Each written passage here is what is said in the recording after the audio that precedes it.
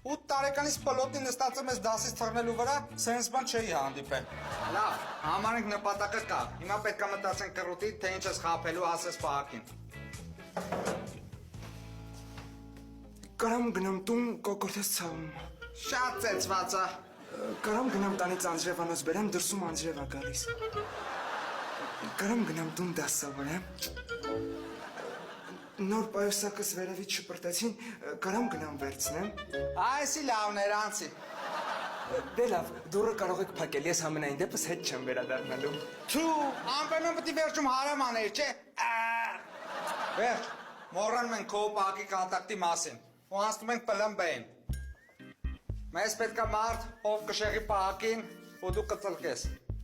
Բայց ով կլինի այդ մեկը։ Այդ մեկը կլինեմ ես։ Դե լավ, թող այդպես լինի։ Միայն թե պետք է խոստանաս, որ դասանում ոչ ոք չի իմանալու, որ ես դասից փախել եմ։ Բայց դասից փախնելու ամենալավ պահն է, որ դու բոլորի մոտ գլուխ գովաս, որ բոլորը իմանան։